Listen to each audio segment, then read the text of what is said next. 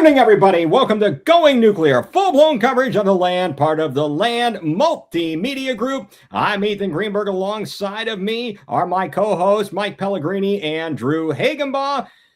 It's been a hell of a week. Guys, how are we doing this evening? Mike, what's happening there? I guess it's top of the morning to you. How you doing? I'm good, mate. I'm just ready for some Stanley Cup playoffs and a bit of softball World Series Championship Series between the defending champs Texas and Texas Tech in a rematch of last year's final. So, yeah, amazing how that is happening once again. It was a hell of a battle last year. Drew, what's up, man? How you doing? Doing good, man. You know, getting ready to enjoy my 3-day weekend coming up. So I'm excited. Gonna relax, hang out, chill. It's gonna be a great time. Oh, well, aren't you lucky? You and your 3-day weekend. Absolutely. I'm very, very envious of your 3-day weekend. You bastard guy. So it's been a heck of a week in Cleveland sports. Obviously, the big story, which we will get to here momentarily, is the Myles Garrett trade that hit us like a ton of bricks on Monday. Felt like this isn't going to happen. This just happened. But we'll get to that momentarily. There will be plenty of time to go over that, to discuss that. I think we should start on a positive note here. Let's talk a little bit about Cleveland Guardians baseball, guys. After the Guardians looked kind of crap during a homestand against Washington and Boston. Yeah. They go to New York, where they've struggled to take on the Bronx Bombers, to take on the Yankees. Now, granted, no Aaron Judge. And the Guardians held their own, and more so. I mean, they won 2 out of 3 games. They only lost 2-1 today. They were right there. They just couldn't get a hit off of Carlos Rodon today. They got, in the words of the immortal Bob Uecker and his character Harry Doyle on Major League, we got 2 goddamn hits. You can't say goddamn on the air. Doesn't matter. No one's listening anyway, which is kind of like this. So, guys, what do you make of the Guardians, the results in New York, and what they're kind of mounting at this point in terms of players finally starting to break out of some slumps, it looks like? I mean, if you told me we're going to take 2 out of 3 in New York, I would have said you're crazy. So, especially against their 3 top pitchers. So, I mean, going in there and facing Schlittler and going in there and facing Garrett Cole and Carlos Rodon, like, taking 2 out of 3 is fantastic. Especially scoring 9 on Schlittler or 6 on Schlittler before he leaves. And, you get 6 on Garrett Cole, I believe. 6 on Garrett Cole. I can't remember the score line at this point. 9 between the 2. 9 between the 2, but again, 9 between their 2 main guys is crazy enough. But yeah, like you said, guys are starting to break out. Rocchio's still been the most consistent guy on our roster coming to the plate. Guys like Bizana have stepped up, especially in this series. I mean, look at, was it game 1 where you got that double down the line that cleared the bases? So, I mean, guys are stepping up. The rookies, again, I've always reiterated this on any show I've been on. The rookies have been phenomenal. They've stepped up in massive ways. DeLauder, Bizana, Parker Messick. Like, these guys are coming alive. And, when other guys start to come out of their shell, like Jose's and Kyle Manzardo and maybe, hopefully soon, Steven Kwan, this team is hard to beat. It's one of the most difficult teams to beat. So, I'm excited. Definitely. What about you, Mike? What were your takeaways, other than, in addition to or the same that as to what Drew kind of, stated? Yeah, like since we've made the lineup changes of taking Kwon out leadoff, I feel like it's helped Jose a lot. Like his production's definitely gone up. He's now batting 245. I think he was around 220 like a week or so ago. So that's definitely helped his production by moving Kwon down to is he batting 7 or something now? It's been back and forth between 7 and 8. Yeah, definitely. It's definitely been good. The best things I can take away from these games is one, Jose seems to be picking up some steam. He had one of the two hits that the Guardians got all day today. Again, as you said, he's up to 245, and then you're seeing a guy come off today. Manzardo, he pinch hit, but he hit home runs in the first two games of the series. He's finally picking things up. He's got his average up to 238, and while you're saying to yourself 238, that's a vast improvement. That's a vast improvement, and I mean, quite frankly, last night, even in a win where we scored a bunch, we win 5-4 last night. The 1 and 3 hitters, Bazana and DeLauder, were 0-for. The bottom of the lineup, Quan, Bailey, and Rocchio, 0-for-12. Yet we still got 5 runs. We had hit a bunch of home runs there at that bandbox in New York. It's a Little League park. So I'll take it. Like you said, Drew, and we talked about before we started, if I told you could take 2 out of 3 there, I'm going to take 2 out of 3 going to New York, because that they're looked at as the big bad guys, as it were. And so to go in there and to take them down is really important. It sends a message. Thing is, we went baseball. We came out of the homestand at like 2-4. Correct. Avoided a sweep by the Red Sox in the final game. Right. And I was like, great. The last team I want to be going to after that is to New York. And to get 2 out of 3, definitely take it for sure. Yeah. Oh, absolutely. I mean, you look at it, of the teams that are above 500 in the American League, Seattle's 33-30, as I'm looking at it right this very instant. Chicago, 33-29, which is just absurd. I have no idea. The Guardians at 36-28. And in the AL East, Tampa at 36-23 and New York at 37-25. Tampa, surprisingly, what'd you say? They got swept by the Tigers. I mean, am I recalling that correctly, correct. guys? That's correct. Yeah, that's crazy. And they're 2-8 in their last 10, so they're kind of getting back to reality, I think. Yeah, I believe so. So the Guardians are positioning themselves well. And what I was thinking is, if Jose continues to get back toward his average, if Manzardo can continue to bat well, let's say he's even in the 260 range, right? Bring it up a little bit more, continue to do that. If only Quan could get things going consistently, you are looking at a very formidable lineup. It's not packed full of home run hitters, guys that are going to hit 40 bombs, but it's guys who have the ability to hit the long ball. They have the patience at the plate. They run the bases well. That's what we're going to need with this team. That's just how it's going to be. It's going to have to be guards ball. And obviously, I think, the White Sox, they're 2 games out right now. Have they played already today, or do they still have to go? Are they still playing this evening? Let me take a look here. Maybe they have an off. I'm trying to look at. I think they got an off day. They have an off day. Okay, all right. And next up for the Guardians, they're going to go to Texas. Hopefully, it's not sweltering hot down there. Is the new Texas Stadium? Is that a retractable roof by any chance? Do they close it for the heat? So, yeah. Yeah, and I think they close it for like heat wave games or hot games. Thank goodness, because obviously the ballpark I first knew when I was a kid in the 80s and in the very beginning of the 90s, before the ballpark at Arlington, which was not this stadium, but the prior. I mean, you go down to Texas, it's just blazing hot. So if they at least have a retractable roof there, that's saving grace, kind of along the lines same as Houston as well, when you go in there, especially as an opponent, and quite frankly, even as the home team. As long as there's no garbage cans to be banged on in the dugout.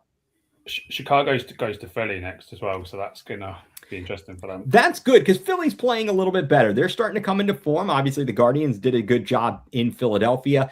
I think they're positioned well, despite everything. They're positioned well. Now, certainly guys are coming down, but Chase DeLauder coming back down to earth a little bit. Travis Bazzana, he's still solid. Obviously, he didn't have a great game yesterday, and I don't think he had a very good game today. Or did he just? He wasn't in the leadoff spot. They put Fry up there, which was interesting, but what did you guys? They wanted to get him more at bats because I didn't actually listen to the full quotes, but apparently the manager was talking about how he wanted to get our best right-handed hitters at the top of the lineup against a lefty, and I'm like, okay, so you're putting Fry at lead off, you're putting Reese Hoskins behind Jose, and then Manzardo and Chase DeLauder are not even in the lineup. And Manzardo's coming off a hot streak of back-to-back games of hitting a home run. I'm like, why? Like, this is one of my pet hates. I'm sick and tired of coaches doing this, just like being obsessed with this lefty-righty matchup nonsense and leaving out your best hitters. And then when it doesn't work, like Fry was an easy out, if I remember correctly, in the first at-bat of the game. Didn't really offer much. I mean, I'm sorry, I didn't catch that. But Fry struck out all 3 times he was up. Exactly. Yeah. So backfired. It didn't work, did it? No. I think that was he overthought it. But you know what? Analytically, he hit a home run. I feel like he had a good at bat. Oh, analytically, we won 2-1 today and swept. Yes, that's right. No, I think that's all in all. Things are certainly in a pretty good position. And I hope, here's my hope, and you guys tell me what you think. My hope is that the team continues to play well. And by the time we get to the All-Star break, we're right there.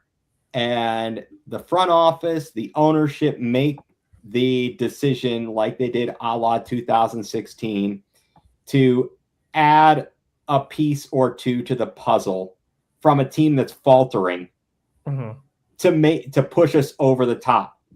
Whether it's a pitcher or a hitter, I think it. I don't know what would work best in our case. Certainly, I'd love to have a reliable power hitter, but I don't know who's going to be available and what you'd have to give up to get said player. So it might be an arm. Arms seem like they might be easier to come by.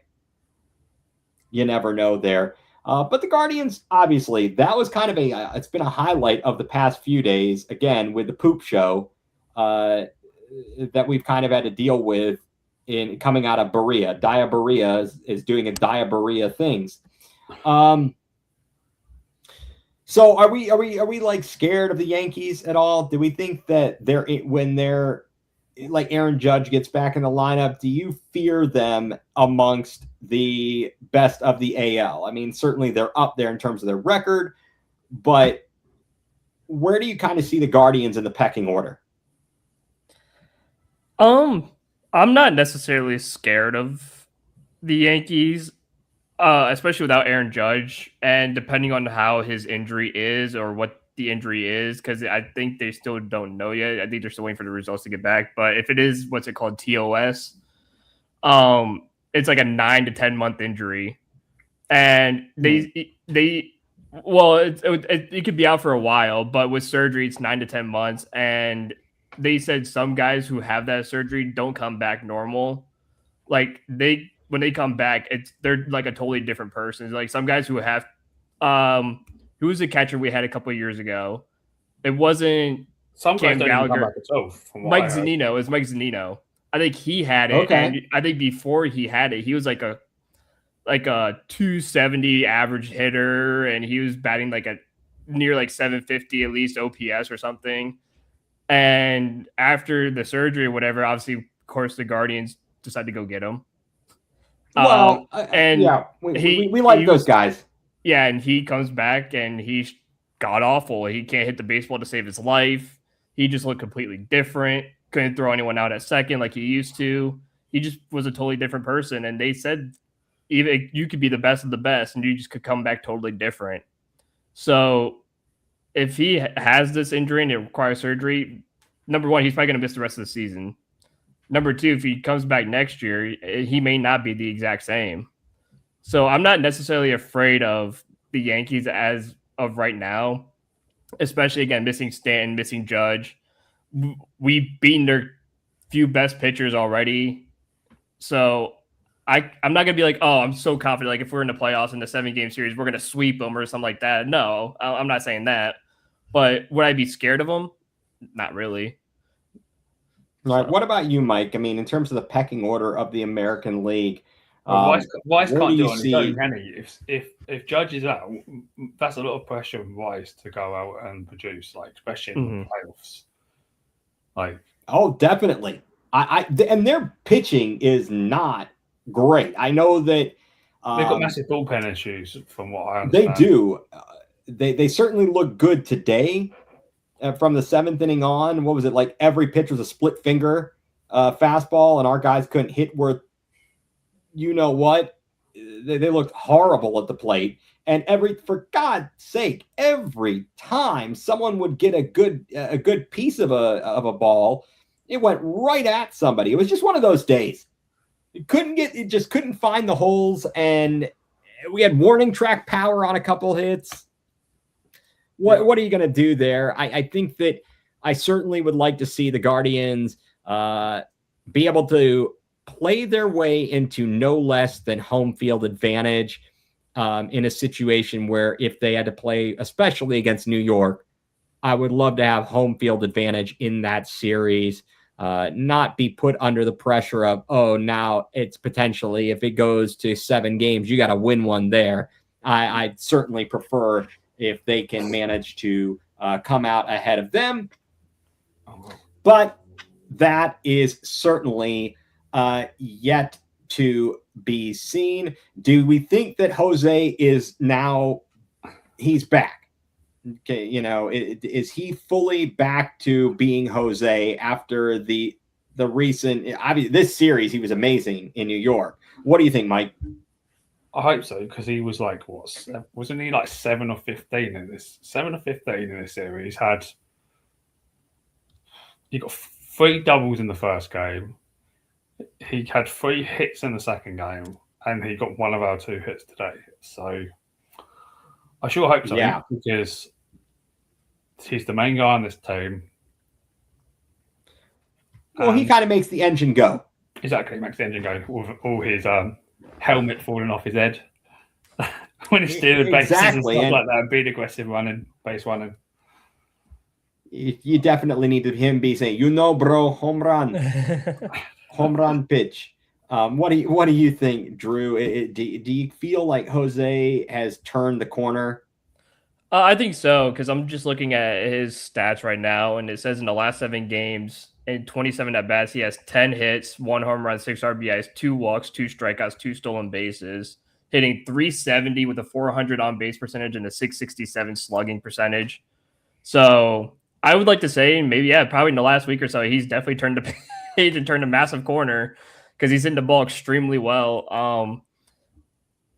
It happens. I mean, again, I think we heard the same story that Trevor Bauer told, where Jose, I think, was batting like a $180, and this was in like 2018 or 2017 or something. He like in the first 6 weeks, he was batting a $180. He just like looks at the score and goes, "You see that? That's funny, me. huh?" Yeah. He goes, "That's," and then he comes back like the next 6 weeks and has like 15 home runs, which is mashing the baseball. And it's like he's like, I don't know what the hell he did, but he just went out there and just started doing really well, and he's just laughing at himself, and he goes, that's the kind of guy he is. He didn't change anything. He was just laughing at himself, and he just goes out there and just plays baseball. No, definitely. You gotta be a little bit lighthearted, I think. Yeah. and not be all up in your head.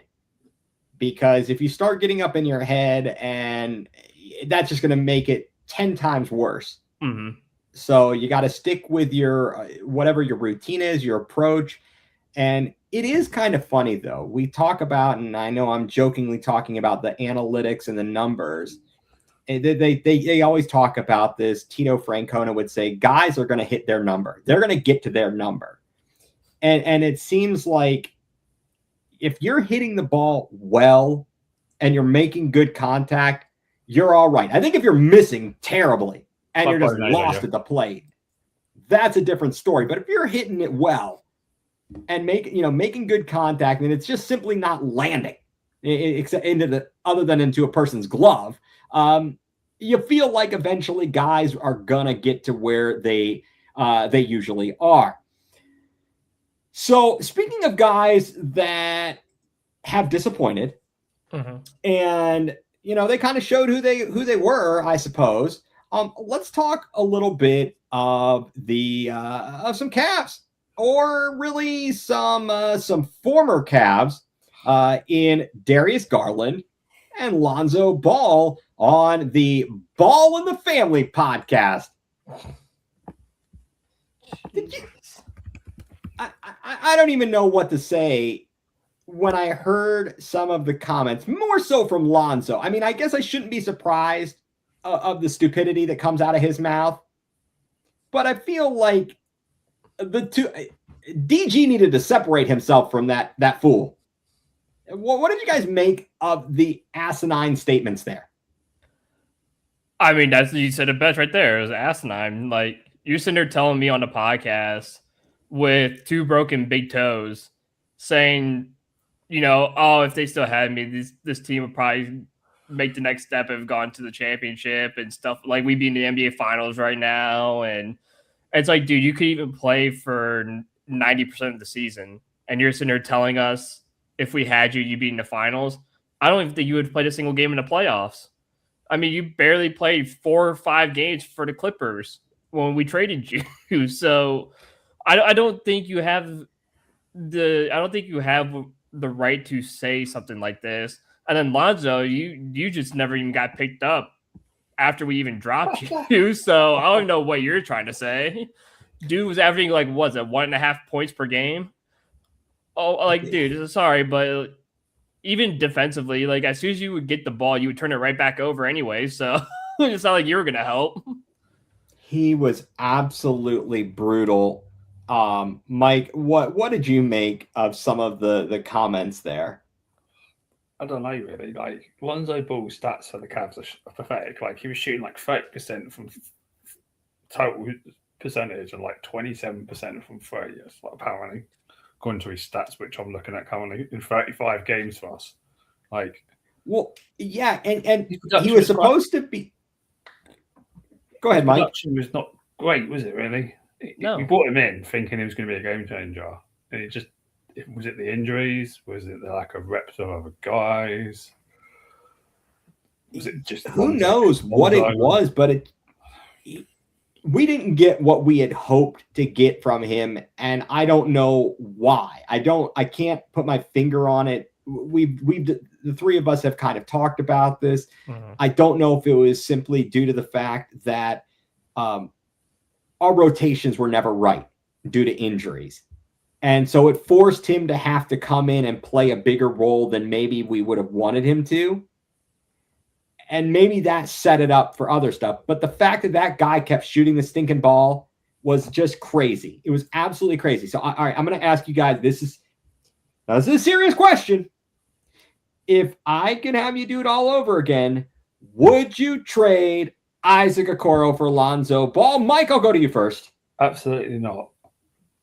Okay, that takes a big man to admit that. At least Okoro offered us something useful defensively. Yes, he wasn't the greatest on offense, but he can be scrappy on the defensive side. So he would have been more useful in the playoffs than what Lonzo Ball would have been, in my opinion. So, yeah, all season he would have been more useful. Well, Drew, season, yeah, but yeah. Where do you fall on this one? I mean, I'm with Mike on this.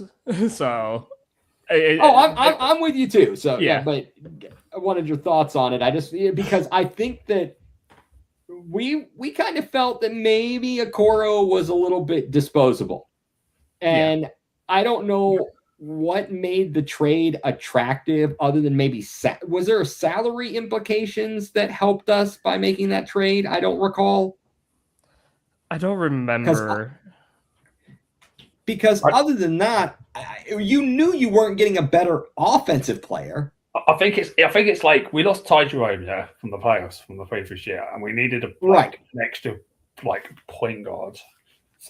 And Okoro didn't offer much offensively, so it was like, can we try our luck and get some guy who's meant to be known as a defensive guard, because that's what Lonzo Ball was known for. That's kind of how I see it. Yeah, and that was just a terrible. That was a terrible waste of time with that experiment. It was not a pleasure watching him, and the fact that he comes out now. I will say, I listened a little bit or read some of this transcript from the podcast, and he said it's hard to win when you don't have an identity. I don't think Lonzo was wrong in that statement.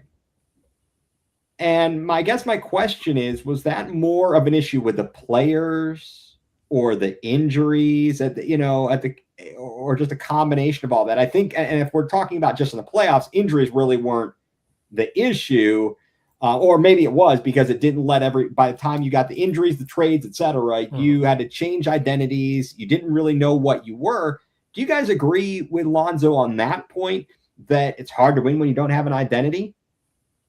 Well, I mean, yeah, because all season long, we've dealt with nothing but injuries to a lot of our main stars and our main players. So you can't have much of an identity. And we talked about this before. We can't have an identity when you have 50 mixed lineups every game. The lineup's different every single game you play in. One night you have Mitchell. One night it's Garland and Mobley. One night it's just Jared Allen. One night it's this person. One night, it's Thomas Bryant and Sam Merrill. And, so it's hard to have an identity when the group keeps getting mixed up because of the injuries and that no one's played together. And then by the time you get to that deadline and you bring in a James Harden, by the time everyone actually gets to play together because they're all healthy, no one knows what the hell is going on, because it's like, oh, I expected this guy to be here when he's supposed to be here. And, the miscommunications happen a lot. And it's what happens when you don't have enough time to work together and practice together, and everything's all thrown off. So it wasn't like there was no identity in the locker room. I'm sure everyone loved each other and hung out with each other and stuff like that. It was just with all the injuries, it's kind of hard to have an identity on the court to win basketball games. Yeah, absolutely. I mean, Mike, would you kind of agree with that statement from Lonzo, that it's hard to win when you don't have an identity, which was pretty clear. The stat that sums it up is that we didn't play full strength until game 85 of the season, which was the third playoff game against the Raptors. That was the first game where we had everyone available to play. Yeah. No, there it is. That really does sum it up. And I guess an offshoot question here that you guys just kind of made me think of. In Kenny Atkinson's first year, we beat the other teams to oblivion. Yeah. And we went deep onto the bench, and we made a concerted effort to rest players and make sure they got to the postseason healthy, only to then have them get dinged up and nicked up. I mean, Evan Mobley rolling his ankle because someone steps underneath him. Darius Garland's toe. I mean, that happened apparently in the Miami series, in what game 2.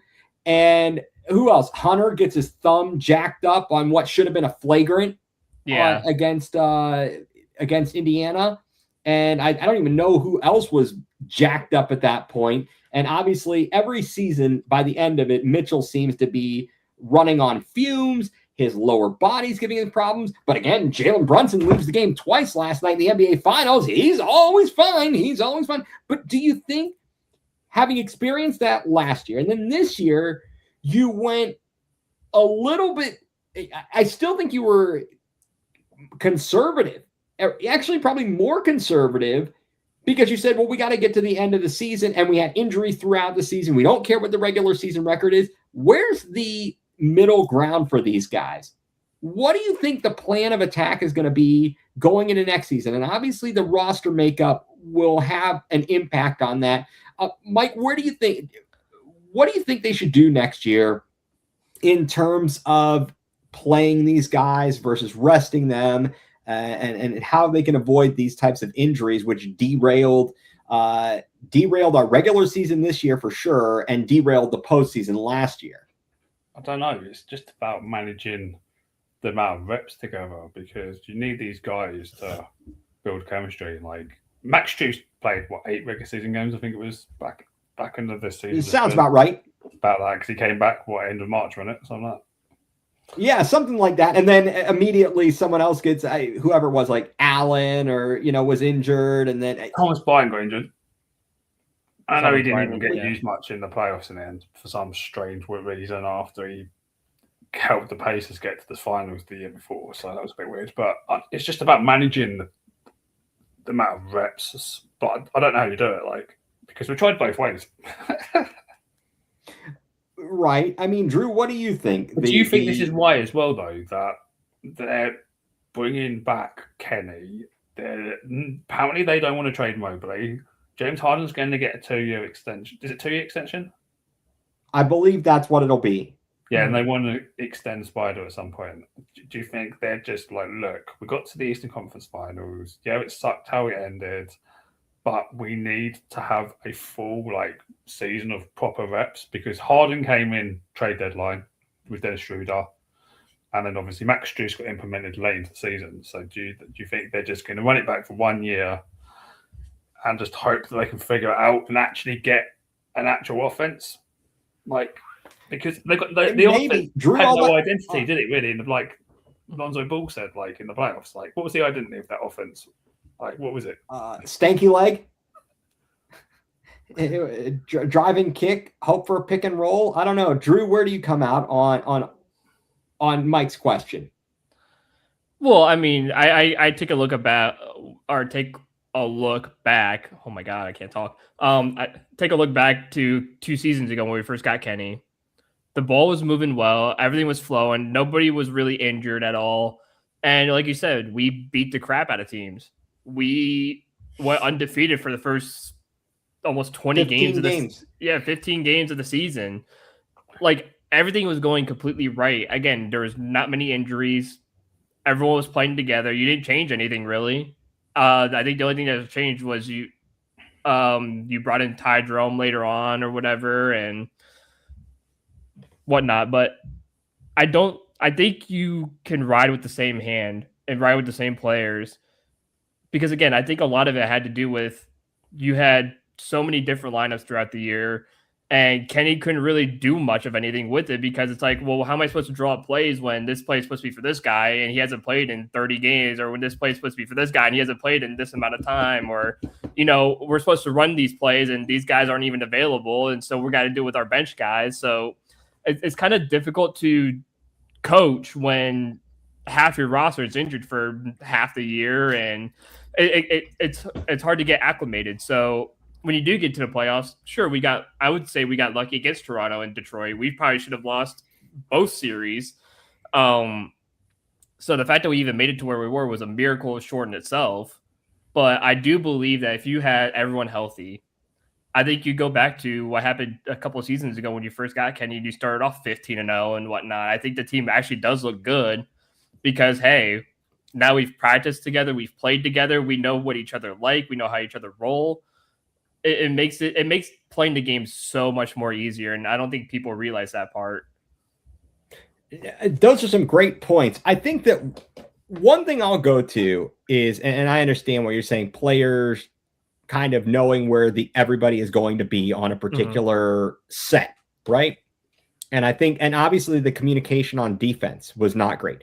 A couple of things. One, Channing Frye was on ESPN Cleveland last week, and he kind of talked about how it was during the championship season with LeBron and how he had everyone in. They were all together, very tight-knit group, not just on game day, not just in the locker room, but outside of that. And you wonder, was this group that way? And I don't know, because, and maybe it's because we had to make these changes midway through the season where we bring in Keon Ellis, Dennis Schroeder, and James Harden. at the midway through, we get rid of DeAndre Hunter and so on and so forth. You do wonder about those types of things. I guess I've got a couple of concerns. One, we can't rely on 36, 37-year-old James Harden to be a focal point of the offense all the time, right? Mm-hmm. He needs to kind of be more of a sixth man type thing. You have to have, honest to God, Evan Mobley can't just be, Dr. Jekyll and Mr. Hyde. He can't be a magician. He can't have a disappearing act. He has to show up every single game. You absolutely have to have Mitchell and Mobley every single night. If those two are still on the team, those two have to show up every single night. Then you have to have your role players. You're going to get different guys to step up. You need a Jared Allen to be consistent. He doesn't have to take over games. You need him to be consistent. Jalen Tyson made great strides forward in season number 2. You're going to need him. There's just a bunch of guys that are going to have to be ready to step up at a given moment. But it's really going to fall on Mitchell. And at this point, if they keep the band together, Mobley, he's got to be more. Now, I don't know how you change his mindset, how you get these guys to be nasty and mean and ready to fight somebody. And I also don't know how you get a guy like Evan Mobley much bigger. How do you basically, and this is to use the person that he's been compared to or had been compared to, like a Giannis. How do you get him to go from a twig to be a full-blown, giant oak tree out there that can't be pushed around? That it's crazy. We just watched the NBA, the finals, game 1 last night. Wemby, he was kind of getting pushed around. They weren't just letting him, mess with that. They used their physicality. He's obviously got size in terms of length, but in terms of physical stature, Cat and Mitchell Robinson, they're strong. They're strong. So I feel like those are some big questions the Cavs are going to need to address. And I don't know what they're going to do to the roster. If they keep the main part of it intact, what are they adding? What are they subtracting? We've talked about, Dean Wade, he's out on Twitter. He's, them's fighting words with people, which I love. I just wish he would take that attitude on the court and not be afraid and act like he doesn't realize he belongs on the floor, because he can be a very valuable player if he actually has a little bit of confidence. And you asked what the offense was and the identity. It was not, it was crap is what it was. It was absolute garbage. You get a pick, a roll, you drive to the middle lane, you stop, you pivot. You have nowhere to go with it. You get stuck in the air and you throw the ball away. It was absolute trash. What do you got, Mike? The problem is as well, I think, was it Windy that brought the start up?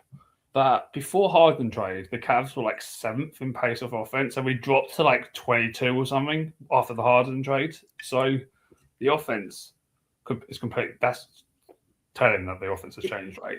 Right. And that was something I think that we had tried to do. They wanted to speed up the offense, and they did a great job of it the season before. But obviously the guys constantly being injured really screwed things up. And then to get a guy like Harden, who he's 36 years old. I'm 47, and I'm not going to be able to give as much as I used to be able to give when I was 20 something. It's just a fact of life.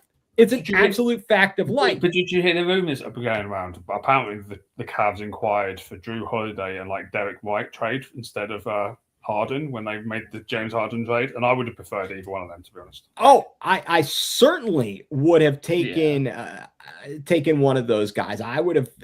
Drew Holiday is a defender. I love that guy. Derek White, he's a streaky shooter. I like him. Certainly, those guys would have been very very good for the Cavs, just overall, I think.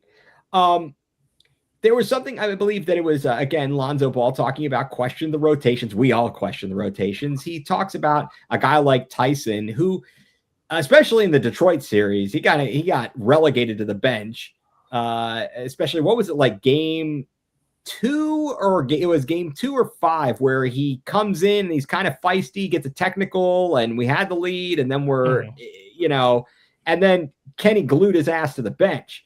Tomlin, we were advocating for a guy like Naquan to get some playing time. He's got length, right? Yeah. Can he not be a good defender? Yeah, and he's physical too. No fear. He's got an attitude. He doesn't back down from anybody. Yeah, plays with no fear. That's the kind of guy we need. What happened to Tomlin though? Because when he was on the two-way, he was brilliant. As soon as he signed that NBA regular contract, his performances dropped. I'd have to look at when that was. That happened right around the time I think we made trades, and again, these rotations were screwed up. And he was going to be a streaky shooter, but we needed him. His biggest asset right now, this past season, was when he was aggressive and on offense and defense. I think you just need more of that. He needs time to develop. He just needs more time to develop. Pops is the guy that I'm looking at for next year. Who are you looking at for next year? Tyrese Proctor. Proctor, yeah. I want to see him. He needs to make a big leap as well, because he's got size as a point guard, whereas like Craig Porter Jr., he's small. He's small, and I love him. He's kind of feisty, but when they brought him in, like not this year, I don't think, other than in garbage time this year in the playoffs, but against the Pacers last year, he got eaten alive. It was brutal. I mean, that whole series just went south. Ty Jerome couldn't hit the broadside of a barn for some reason. Ty Jerome was unplayable in those playoffs. No, he won. It was he couldn't score at all. Like every time he came in, the offense just went tits up. No, it was that I cannot believe the transformation or what happened from the regular season to the postseason. DG said it was a tough watch. He only watched a little bit. But then that's okay. I get it. Yeah, that is, I understand. He said he got his joy back. I'm scratching my head. Do you think it was that? I mean, he was still had injuries, but what do you make of him suggesting? And this is just my extrapolating what he said. He's somehow suggesting he had lost his joy in Cleveland. What? Because you had pressure on you and people expected you to play well, and then you didn't play well and they gave you crap about it? I mean, what do you make of him talking? I got my joy back. Well, I think it's both of what you said. I think it was the commonality that we were expecting him to be, great, because he started to come alive since the All-Star break in Cleveland, where him and Mobley and Allen did the All-Star gate thing, whatever, and he performed. And then after that, he was performing very well in the regular season and in the postseason and stuff like that. And we expected him like, hey, this kid's going to be really, really good. He's an all-star level caliber player. He needs to play like an all-star. And then he kept getting injured, and he would come back and be the worst player you would see in a while. And it's like he couldn't live up to it. And I think it caused that joy to disappear. So it's like, I mean, I get it. You had all these expectations placed on you, and you started to get injured and you started to stink it up. But that's the whole thing of sports, is like you bounce back from those injuries and you get back to the high caliber player you were, instead of like, ouchie, my toe hurts, please help me. Like, you're not going to get help in this league. So if you're going to be great, be great. Guys have played through so many injuries and have played well. I mean, we've seen the videos of Kobe taking free throws with a torn ACL. Same with Klay Thompson. Like, I'm sure those guys didn't even want to leave the floor at that point. But you're telling me because your big toe hurts, you don't want to play basketball anymore, and the expectations are too high now, because we expect you to actually be Darius Garland and play good basketball. So like, yeah, you go to a place like LA where there's very little expectations of you because you have Kawhi Leonard, especially the Clippers. Yeah, especially the Clippers. So you don't have those expectations on you. So yeah, you have your joy back because you're not expected to do anything. which is why you missed the rest of the season when you got traded. I have no problem with his toe injury. It was actually, I mean, the fact that he had to have surgery on it, I get it. So I'm not going to call him out for that. Yeah. I guess I'm just like, that sounds like a lame ass comment to me. Mike, I mean, what did you make of him saying, I lost my joy. I got my joy back now. Don't know, but like one thing I do think is it's going to be his team next year, isn't it? Because Kawhi's going to get traded, and then it's just going to be DJ leading the charge on that team. Like he's going to be the main guy. Stink.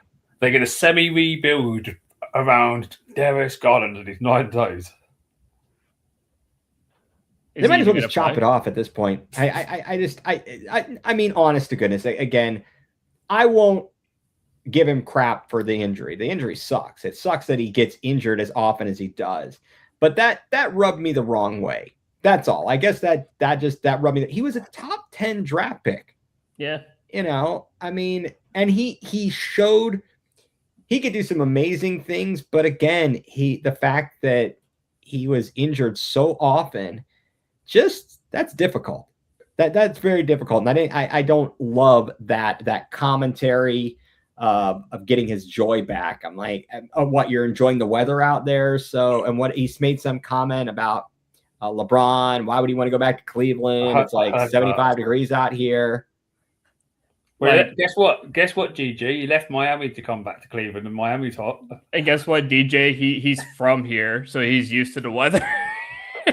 Yeah, just because he comes back here for a year or something doesn't mean he has to sell his house in LA. Yeah, I'm sure he still has a house in Miami too. Yeah, absolutely, kind of crazy there. Off of or moving a little bit away from the Cavs, what were your guys' thoughts? And we already touched on a little bit about game 1 of the finals and how I mean, to me, I'll just throw my shot at, throw something out there right away, which I hate to admit. I mean, the Knicks seem like they are on a roll of rolls, and I don't think it's all luck. They're playing great basketball, and I'm going to be very upset probably because they're probably going to win the title. But just what did you make of game 1? Where do you think, or how far do you think the Cavs are away from being in the finals and winning a title? And what do you think is going to happen in the rest of the series here, I guess?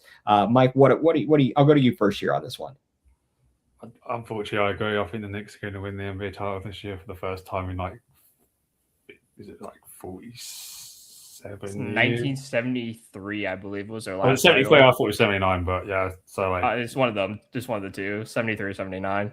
Something like that. But yeah, unfortunately, I think they're going to win the title because I think they've got a more balanced starting five. Like, I think the Spurs, I put this in the Discord yesterday, and Big Rig didn't like it, but I basically said that the Spurs are basically Wemby and a bunch of role players, and he took it the wrong way because the Knicks have a strong starting five. You know what you're going to get from their starting five, whereas the Spurs are Wemby, and then you maybe one other guy will have a good game. But they don't have that second star player. Like the Knicks have Cartwright, who's clearly their second best player. Like the Spurs don't have that. They have a bunch of guards who on any given night can have a good game, but you don't know who it's going to be. And I feel like in the series against a team like the Knicks, you have to have that identity of a second guy that can go out there and dominate his will. And I don't think San Antonio have that outside Wemby. So unfortunately, I do think the Knicks are going to win this series. But if Brunson gets hurt, it could change. But we saw that. I kind of wanted him to yesterday a little bit, but when he got his two injuries, but unfortunately he soldiered through it and ended up being the best player on the court still somehow. Like when DG would screw his toe. Well, it seems like Brunson and Mitchell are very similar in that way. Like they'll get dinged up and play through it and stuff. But I don't know. Drew, where do you come out on these types of things? Yeah, so I just wanted to Google it just to make sure. It was 1973 when the New York Knicks last won the NBA championship. So 53 years it's been since they've won, which is kind of close to how long it's been since a Cleveland team won a championship. It was 50-some years. It was 52. It's 52. So, I mean, I'm pretty much almost in agreement with both of you in terms of if the Knicks play like this, it's not going to be close, and I think the Knicks are going to take the series. the only way San Antonio could win is if they win game 2 and kind of win it convincingly in my eyes. I'm talking like a double-digit win. Like, you have to win convincingly. And which you were for the majority of game 1. You're up by 15 or so points through a big chunk of it. And you just, like the Cavs in game 1, you let it slip away, and that gives a team like the Knicks so much confidence. And when you give a team like that so much confidence, they're going to come out in game 2 and not miss a shot. Like, they're going to make everything. And when guys like Landry Shamet and others are making buckets every time they touch the ball, it's impossible to beat. I mean, he's averaging 15 points in these playoffs in the last series, and now in the final. It's unbelievable. I mean, they even made that. The one guy hit a 3 off the glass from the corner yesterday. Yeah. I was just, my gosh, they can't miss. It seems like it's one of those runs. It just does, and you wonder if they're going to run out of gas, a la and the luck, kind of sort of like the Pacers last year. Yeah, you wonder if they're going to be able to get through it, and I think they've got the horses to do it. The problem is a little bit different last year. The other problem is they've got the massive advantage of less games. Like, they've played 4 games in the last 23 days. Oh, like, yeah. It's like they're gonna have a lot more energy to give in those closest games. Like, San Antonio needs to get out to early leads and then keep control of the game, because if the games drag on and they're close late, the Knicks are going to have all the extra energy to give to grind out the wins. So, I mean, what happened to us? Exactly. They swept the series before. We went to back-to-back game 7s, so we came into that series completely exhausted, and it definitely showed that we got swept. Because all the Knicks had to do was keep those games against us close, and they had more energy in the fourth quarters to just pull away and make it look uneven. It was a horrible set of circumstances, and it just was a real butt kicking there, which I hated to see and to admit. And funny enough, guys, if you probably did know this, and I'm sure you read it somewhere. Do you remember the last time that the Knicks were in the finals? Who were they playing? Spurs. And they did lose. That was a crazy season, because I think that was. Did they say that was a strike shortened season? Don't know. I think. But also, I believe so. Am I correct as well that the last time Mike Brown coached in the finals was also against the Spurs? As the Cavs coach. Yeah, that's right, coach. Yeah, exactly. And they got swept. So everything is working right now for the Knicks. Let's just say that. And I think that's the best way that we can put it. Moving forward, I just wanted to touch on this a little bit here, Mike, because it's the sports world. It's interesting. How are things going? We've got the women's softball college softball World Series. Game number 2, best of 3 rematch, Texas and Texas Tech. That just got underway. Did that get underway at 8:00, Mike? It did. And the bad news for you, mate, Texas Tech have just taken a lead in the 3rd inning, so they were up 1-0. Okay, Drew, I know you haven't watched as much of it, but I mean, this manager, Jerry Glasgow, for Texas Tech, the way he handles this pitching it seems absurd to me.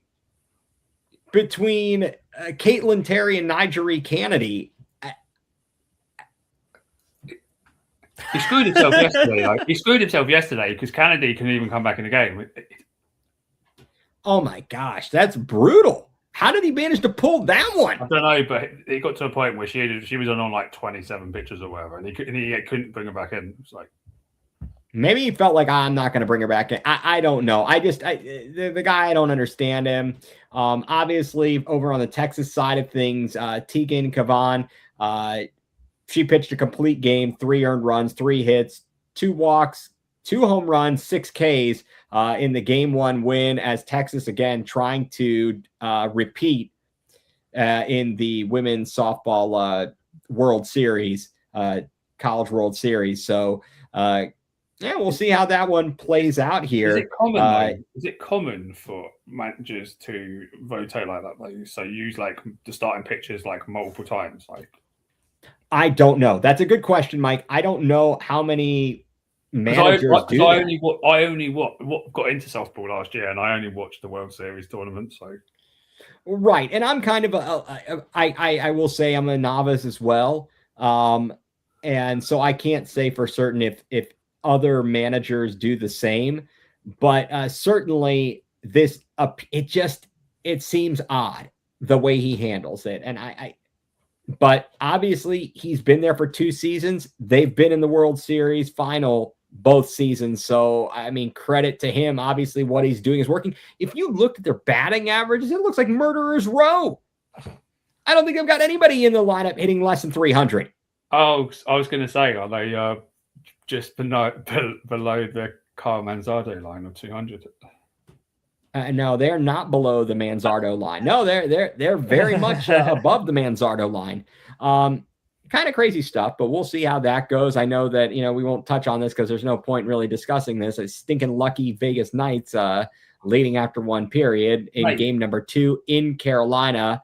It was funny. It was funny because I was sitting there watching the game, and I was like, well, the shots are 6-1 to Vegas. I bet you Vegas will go and score first. About 10 seconds after I thought that, what happens? They go and score the first goal of the game. I'm like, you've got voodoo power. Mate, the first period's just finished, and it's 2 shots to 6. And I know. Vegas were 1-0 up. I was thinking that earlier too, Ethan, where he said, "Oh, Stuart Fairchild's going to get out," and then right after he said that, he hits a ground ball single through the gap. I did it on purpose because it worked previously when I did it. I said this guy, I think it was from Manzardo or someone. I was like, yes.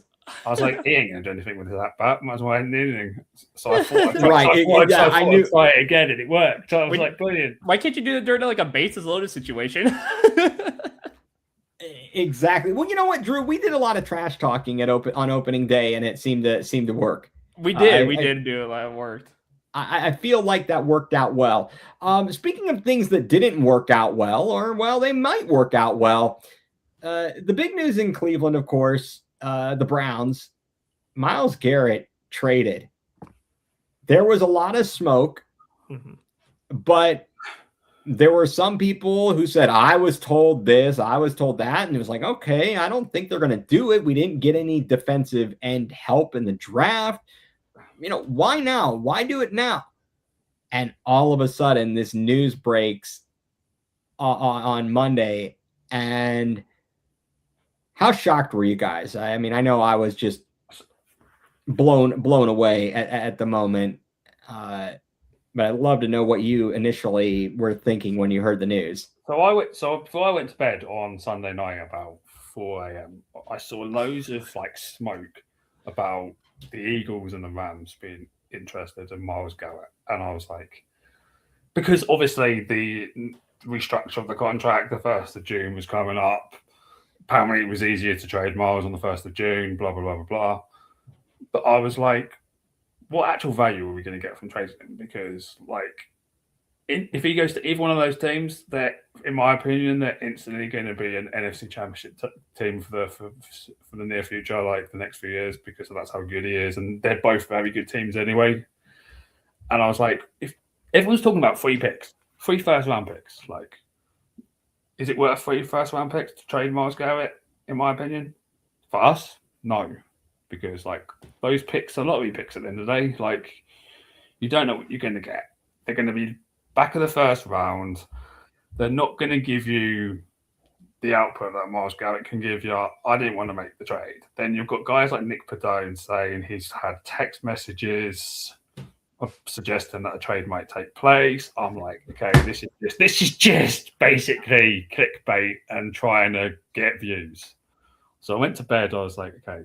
Woke up in the mornings, saw same stuff again. I messaged you 2 in the chat going, I'm going to send a voice note about Myles Garrett. I don't think it's going to happen because I think 3 first-round picks isn't enough. There's no value into it. I go outside, I do the gardening, I sit down, I put the softball on, and I see a tweet for the Myles Garrett trade. I was like, that's got to be a fake account. When I clicked on it, and Adam Schefter, I think it was, or had tweeted about it. I was like, was it him or was it Rappaport? It was one thing. I think it was Rappaport. It could have been both. And I instantly showed it to you guys, and I was like, he's actually gone. He's actually gone. And then it came out saying we've got Verse and a first-round pick with more draft capital to be confirmed. And Andrew Berry was at the golf event saying it hasn't been gone through yet. And I was like, what other draft capital are we going to get? Can we please get another first rounder? We didn't.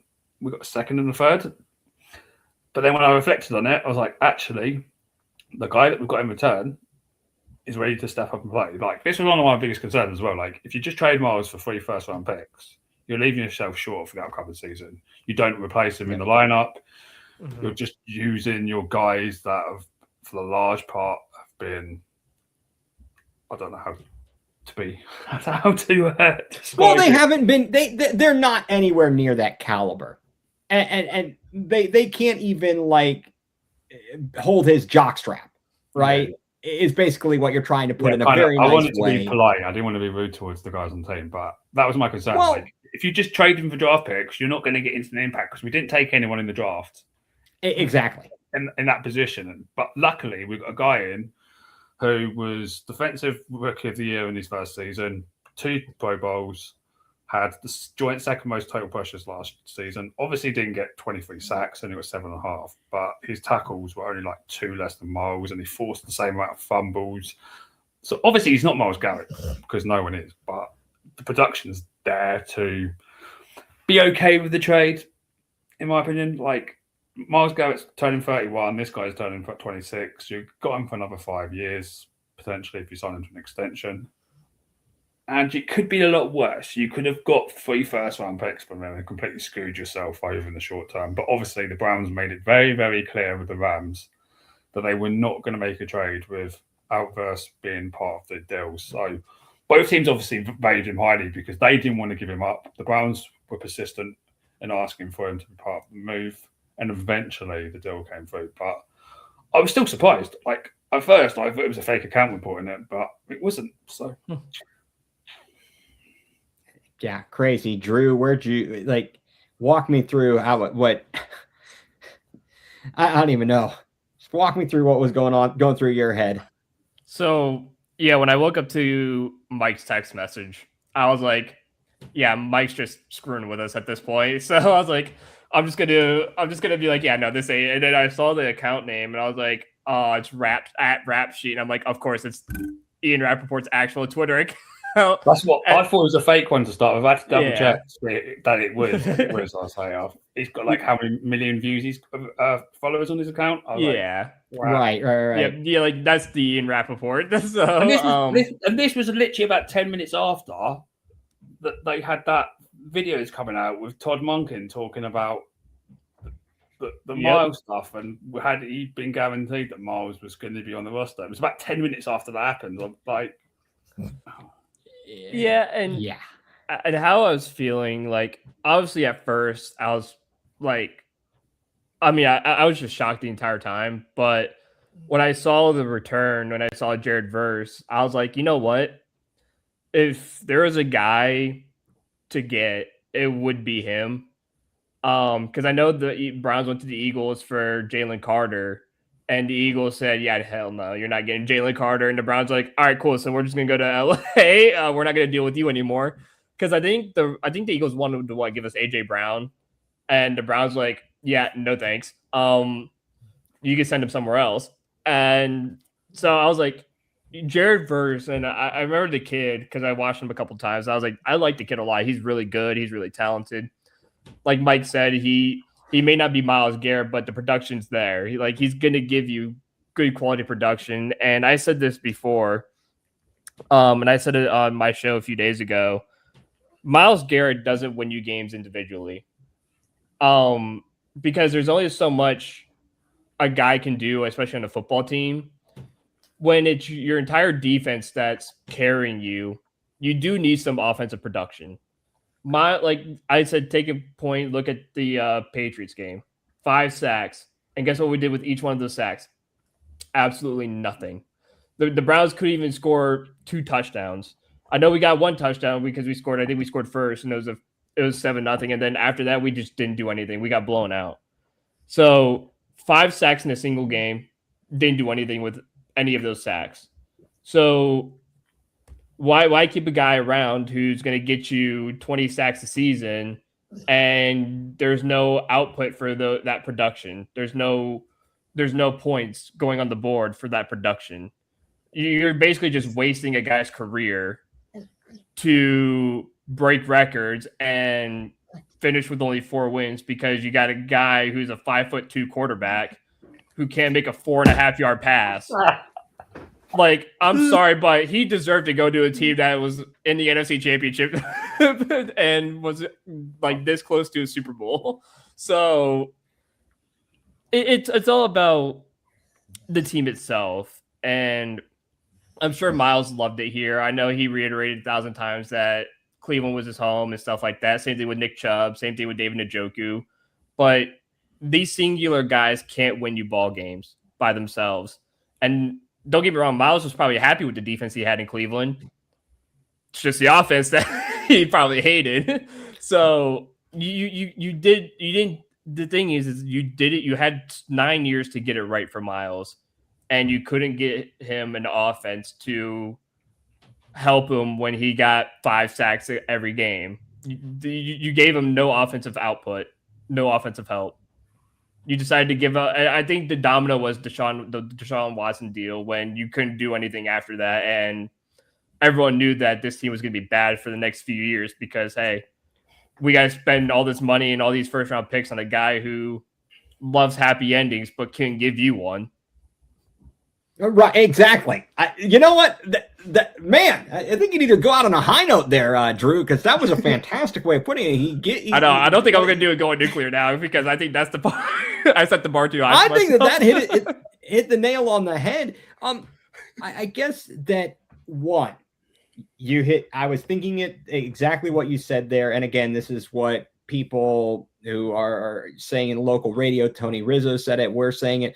Deshaun Watson is the stain on this organization. He's the piece of stain that keeps on giving and wasted years. Jason Lloyd made a point I think it might have been today on Ultimate Cleveland Sports Show, talking about people who were saying, I think who are lamenting what the Haslams are doing and basically saying, we're constantly rebuilding. And his point was, if you looked at it, everything prior to the Deshaun Watson trade was like they were spending, they were making a conscious effort to win. As soon as the Deshaun Watson thing happened, and then I think he said the moment when he got carted off the field, that's when it turned into a rebuild. Yeah, that's when it turned into a rebuild. We got younger and we got cheaper with Jared Verse. He's not going to be Myles Garrett. They're going to need other guys to actually step up. What we're going to have to pay close attention to this season is the overall impact on the team, on the defense. When you don't have an opponent that has to game plan specifically for one player, you don't see a guy coming up to the line of scrimmage and pretending to do between the leg crossover dribbles or running in motion and watching the other team try and go back and forth with him. You're not going to have that. You just don't have that. It's going to take a total team effort. Mm-hmm. And this was, once they got Verse as part of the deal or a player, that made it a little more palatable. Because as we all discussed, we weren't interested in these like 3 first-round picks that are going to be late-round picks in theory because LA is going to be good. Yeah, they're gonna be good, so it's essentially a second-round pick the way it's gonna be. And I know people talk about, you use that to trade up and this, that. Get the heck out! That's so many, chess moves ahead. I want to concentrate on the here and now. And the fact of the matter is, if the Browns are somewhere in the middle, that 28th, 30th pick, whatever, 32nd, I don't know how much that's really going to help them. If they don't have the quarterback and they can't get to the top of the draft board. And we're still going to be talking about it this year. I know that next week is the mandatory minicamp. We knew that was coming up. We were wondering what was going to happen with that. Now we don't have to wonder about that. I'm glad that Jared Verse came into town, got off a plane and came in and participated in himself, not the team drills, but the individual drills. Mm-hmm. We've got a lot of stuff to look, I guess. I'm still going to try and be positive, even though I'm not so sure that we've got the weaponry, we've got the team to be in the hunt for the division. I know we talked before and felt like we're right there, but now I'm going to wonder is how much of an impact is that Myles Garrett move going to have on the defense? I don't actually think we're going to see much of it. I don't think we're going to see much of a drop off personally, because we've got an instant. I hope not. Obviously, we're not going to have opponents like Aaron Rodgers in Pittsburgh sacrificing a win to stop their quarterback from getting sacked. Yeah, that's not going to happen. But I do think it's going to force other guys like Alex Wright and stuff to step up, and maybe them develop better and take the next step. And then you've obviously got Verse coming, was top 6 in pretty much every single pass rush category last year. And you still got Schlesinger too. And Schlesinger's going to get better. Who did we need Mason Graham to take a leap forward? Who's the guy that we got the Jets, the linebacker? Williams? Quincy Williams, yeah? Yeah, Quincy Williams. Yeah. Apparently he's an upgrade to Devin Bush, so... Oh, yeah, definitely. And you've got other fellas, if he can be healthy. Michael Hall has had his moments, certainly. I think these guys might step up because they might look at him and go, actually, we were so reliant on Myles that we can no longer afford to just sit and watch sometimes. Yeah. Sometimes it was just the Myles Garrett show. It was like, oh, he's going to make the sacks. We will just do our little part. Pretty much. But now these guys might actually step up and actually take it to their next level. So, I mean, obviously we've got Verse who's pretty good anyway. So hopefully, I'm hoping the drop off won't too much. Yeah, I like his energy. You know what, Ethan, though? I don't like the negativity around the fact that we could have gotten 3 first-round picks for Myles Garrett, because you know why? You could have spent $230 million guaranteed on Kyler Murray with those 3 first-round picks. But like I said, the 3 first-round picks, that's a year's time. You screw yourself for a year. If you don't replace Myles Garrett with a player like Verse, but you're going to empty spot on your roster. But you replaced Deshaun Watson with Kyler Murray for another $230 million guaranteed and 3 first-round picks. So you waste those first-round picks. I'd rather have JJ McCarthy. But... Exactly. That's who you're trading for. We're trading for the lottery of hopefully getting Darnay Moore, apparently. Jimmy Haslam's been huffing that gas a little too much from owning those gas stations. He's like, oh, you know who'd be great? Toward ACL, JJ McCarthy, man. That guy would be great. How much money do we have? Oh, my. Mike, or Drew, I don't know what you're... Okay. I'm on one tonight, speaking boys. Speaking of people that are delusional, this is kind of going a little bit off for us here. First of all, not people who aren't delusional, people at Dick's House of Sport in Strongsville. Make sure to head out to Dick's House of Sport in Strongsville. It's not just a store, it's a destination. Dick's House of Sport, a proud sponsor of the Land Multimedia Group program. So again, Dick's House of Sport out in Strongsville. Be sure to get out there, check out all the things they have to offer: apparel, shoes, batting, virtual reality batting cages, golf club fittings. They got a field out back. Awesome stuff out there. So be sure to check it all out. I wanted to have a little fun game here. Mm-hmm. I got 5 cities / fan groups, and I'd like us to rank them as the worst / most hated fans. Okay. I've come up with 5 now. And if you have an honorable mention, please, we can throw them in. Are you doing it just cities, or are you including teams within the cities as the 5 you just did? Well, I think it's kind of it's combined, right?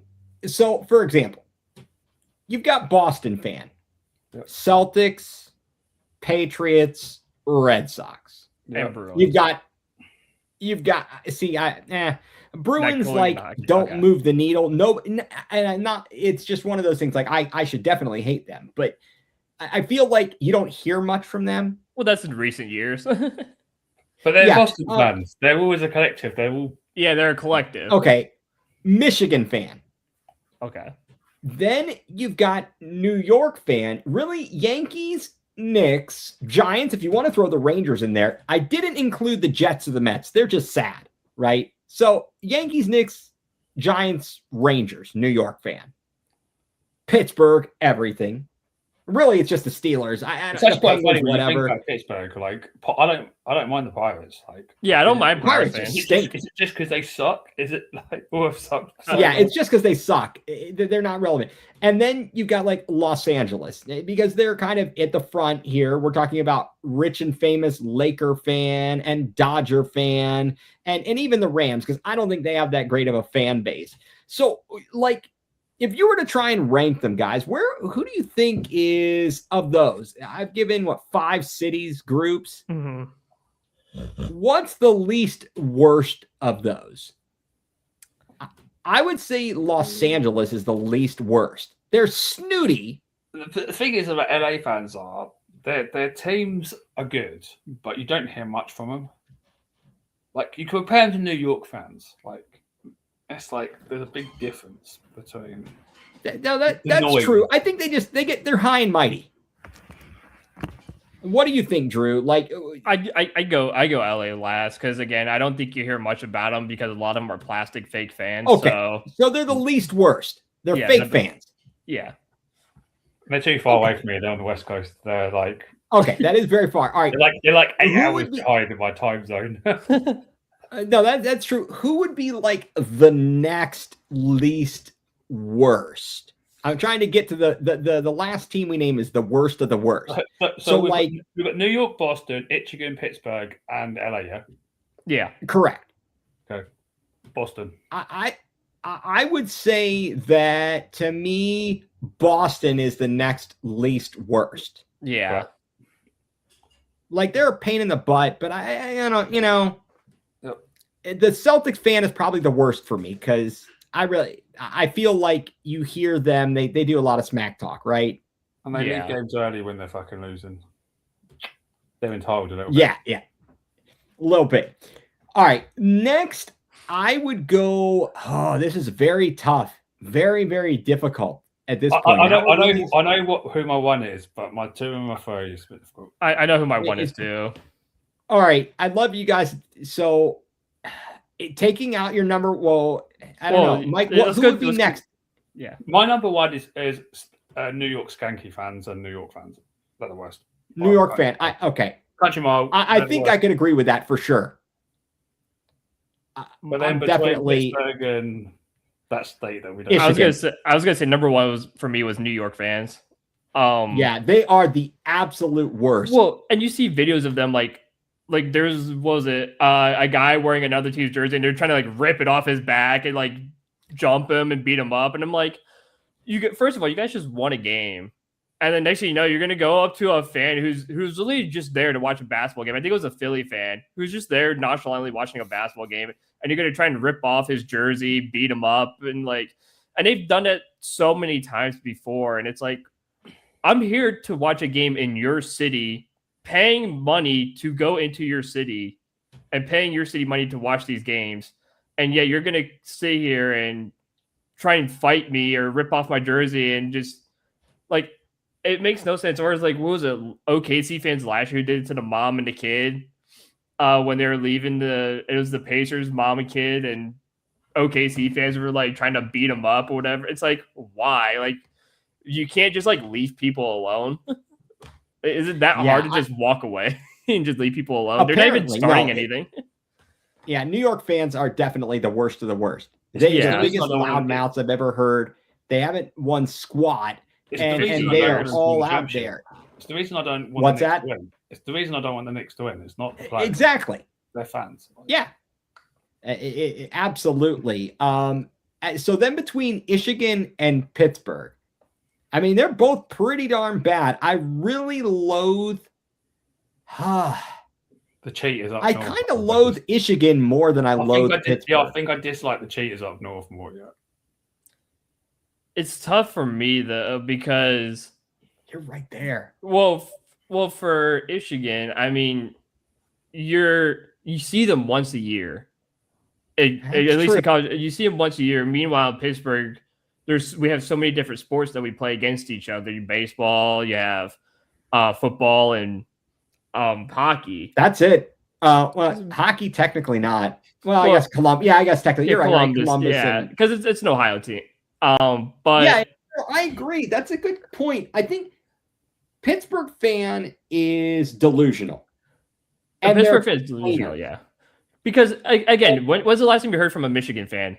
The last time I heard it was from the Michigan-Ohio State game. That was the last time I heard from a Michigan. True. So you see Pittsburgh fans all the time on Twitter and stuff like that, but you don't see many Michigan fans until the game happens. Okay. Or like leading up to the game. So that's where I'm at. When the game does happen, which fan base is worse? Definitely Michigan. There you go. But again, it's only a once a year affair. So bad. But because it is so amplified that one time a year, I think that jumps them ahead of Pittsburgh. I agree with that. I mean, and then the Pittsburgh people aren't very well educated. I mean, their cousins. I mean, their husbands, cousins. Why? No, just. No, I went to Pittsburgh once. And this guy had a ring on his finger, and I said, "How's your sister?" All right, Drew. Come on now. Let's so if the be Browns nice here, guys. So if the Browns played the Steelers in the AFC Championship game, yeah, and the Browns lost, and then we played the Wolverines in the National Championship and lost, which fan base would be worse? Oh, Michigan. Definitely Michigan. Yeah. There you go. Oh, that's why I'd have them as 2. Well, there was the other answer is me going to the nearest bridge. Well, yeah, definitely. No, that's good. That's good. So we're gonna have to keep an eye on these hated fan bases and teams because it's good to re-rank. What's your guys' thoughts on Philly though? Because they've got to be up there, surely. They're just obnoxious. They don't bother me. Annoying. I don't hear much from them. They're ass clowns. I think New York fans are a lot louder than Philly fans. Oh, they always talk when they haven't accomplished jack squat. And I mean, to me, that's the thing. Like, Cleveland hasn't done jack squat.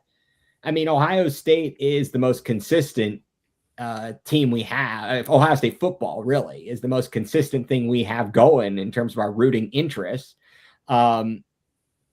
But I'm also not going to be an ass to people. That's just not me. And so to see people constantly, especially when the team hasn't done squat, always talking and acting like they're better than everybody else is just annoying. And seeing a bunch of fake fans, especially in New York, I mean, that's ridiculous. People love the Wolverines. I mean, that no doubt. But they're crazy when they were getting their butts kicked for like 9 years in a row or the best part of a decade. And then until they started cheating. And now it looks like they're going to be in a world of hurt now. Well, here's the real question. Do Michigan fans know what a Wolverine is? Probably not. I don't think they do. They may not. Although, it's a pretty good school. I guarantee you they think they're named after the X-Men Wolverine. Oh, yeah. They might have. They might, at least this generation of students. Yeah, not the animal. Not the animal. Honey Badger don't care. All right. So with all of that, guys, I think that we have been running a while. I think it's time to tell everybody what has us going nuclear. Now, Drew, I know you made a great comment earlier, but I'm going to give the floor to everybody. Mike G, why don't you start out by telling us what has you going nuclear? Do you have about an hour to go through this? No, we don't. You're going to have to pick out what has you most going nuclear.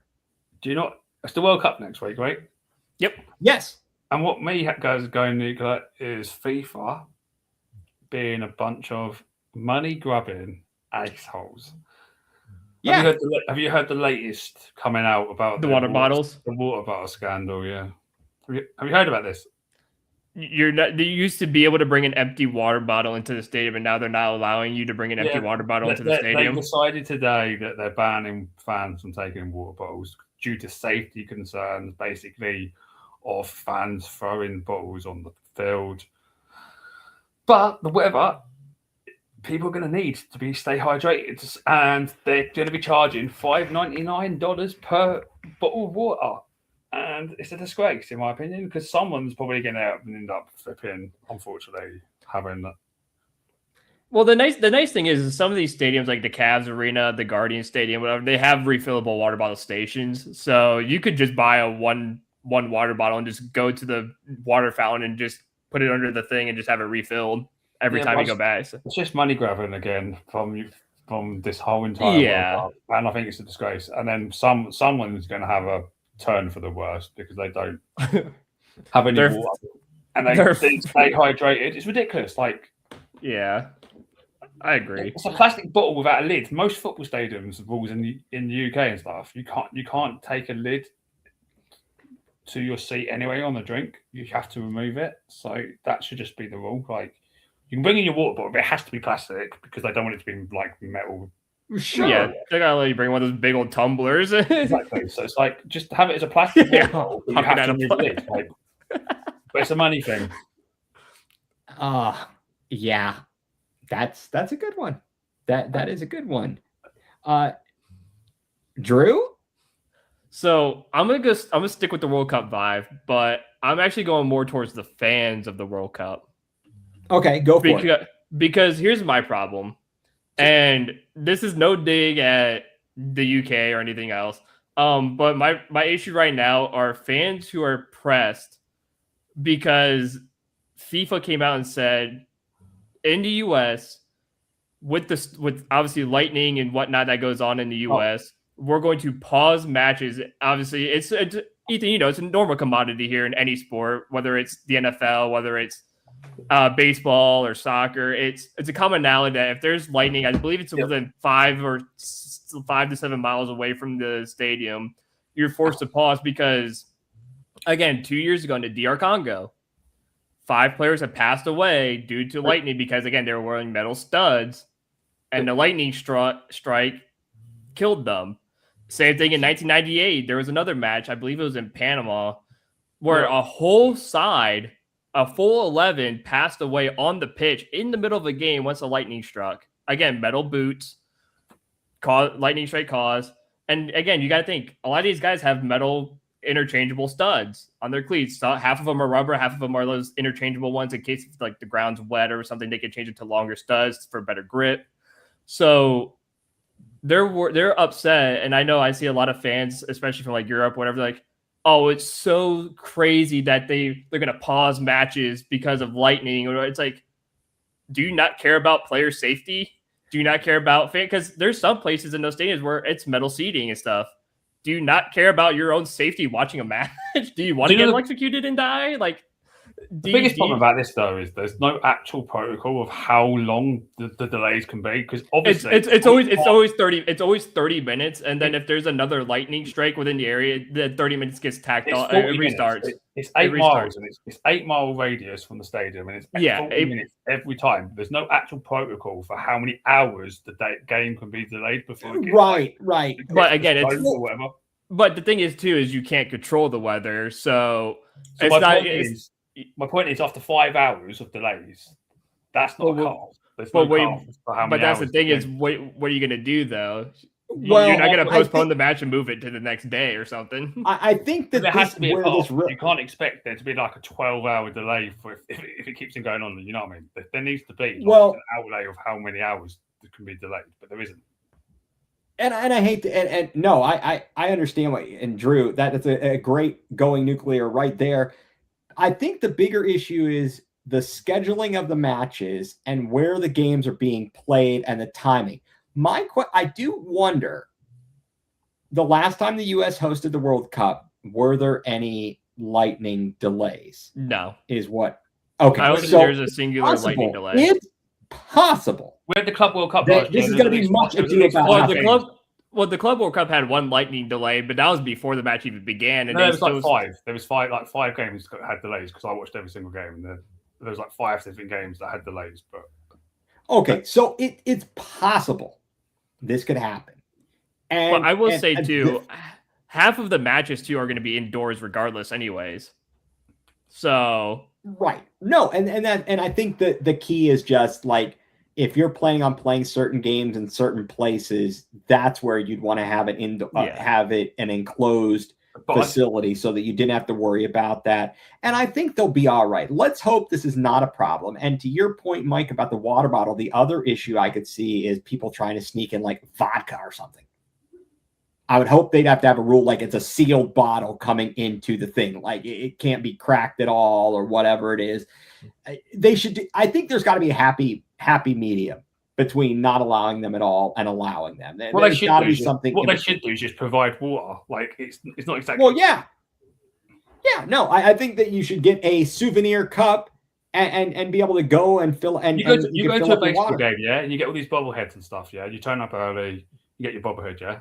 Why can't they just give out a $1 bottle of water to every fan? Like it's not difficult. Oh, because then they would be losing money. But, come on, it's people's safety. Hydration is king. It's important. See, me and Mike care about the community. We care about safety of everybody. Our going nuclear is a positive. We're going for safety. Okay, well, you can go for safety, but you know what has me going nuclear? What has me going nuclear is happening right in front of us, right in front of our faces right now. Sleep, mate. They're going to be getting those little the freaking Vegas Knights. Yeah, maybe seeing a team that's been around this is their 9th season, and this is their 3rd Stanley Cup final. Yep. They've won one, lost one, and they're up 2-0 in game number 2, already ahead 1-0 over Carolina, and they just got in. They barely got in to the playoff. So to watch a team like the Vegas Knights, who have no business, they haven't suffered enough. They have not suffered enough to be winning this much. How frustrating is that? We're long-suffering fans. The Blue Jackets have more legacies of wins than the bloody Vegas, and the Vegas are in the Stanley Cup Finals. The Blue Jackets are watching from home. They had 40 wins in the legacy seasons. Vegas had 39. Exactly. Absolutely. So to watch a team like the Vegas Knights, it is everything I hate. It is absolutely, you've got a fake fan base. You got a bunch of people who aren't native to Las Vegas. I will say they like them better than they like the Raiders. The Raiders are truly a lost cause in Las Vegas. Yeah, that was a NBA team joining Vegas next. Right, and you're gonna have, and I just there are not that many people. How many people are native to Las Vegas that are in Las Vegas? Not that many. Most of them come from other places to retire there and be in the sweltering heat and go to the casinos. So the Vegas Knights, an expansion team, 3rd Stanley Cup in 9 seasons, and they're looking pretty darn good. They're on a run. They are on quite the roll, and if I have to see them celebrate, at least they're far away and I can ignore them, but it's still frustrating. It is still frustrating. They don't reach the level of other annoying fans, but it's certainly annoying when we are long-suffering fans over here and our teams can't manage to get to the finals or win the championships in various sports. It's a real kick in the crotch. And with that is what has me going nuclear. So, fellas, it's been a good one. We've been going a little over an hour and a half here. We've certainly lasted a long time tonight, so we want to thank everybody who has tuned in for us tonight. Be sure to check us out, catch us on all the social media, and we'll be back again next week. Next week, will we be talking some World Cup? Absolutely. If we come on. So we'll be right at, the World Cup starts Thursday, right? Yeah, this is the only benefit for me, though. If the Knicks and the Vegas do win those 2 cups, is that the World Cup basically starts on Thursday next week. And the Knicks, if they would sweep on Thursday, I think it is. Sounds That's about okay, right, because I'm going to be watching Mexico, South Africa, baby. My mind will just be all on the World Cup. And because I don't live in America, I won't have all the TV people talking about it. And I'll just be so focused on the World Cup. Hey, we'll be ready. We'll be focused on mandatory minicamp. What's the coverage like in the US generally for a World Cup? Well, I wasn't alive for the last one. So no, US, I mean, a normal World Cup. I mean, generally, every 4 years. We had to listen to Alexia Lawless and Taylor Twellman talk on Fox Soccer. Or Fox does it take over? In general, Mike, does it take over the It's talk not. shows? It's not wall to wall. No, absolutely not. It doesn't. You get the coverage while the games are on. There's a little bit of there's probably barely any talk about it other than highlights on ESPN Sports Center. And unless the U.S. starts to do something, which they're not going to. If the Knicks do unfortunately win the title, That would get more press in the World He'll Cup. get more press in the World Cup. Yep. That's unfortunate. Absolutely. Oh, it is. It's very unfortunate. So, fellas, I want to say thank you again. As always, a pleasure. And we will be back next week with more of Going Nuclear, full-blown coverage of the LAN right here, part of the LAN Multimedia Group.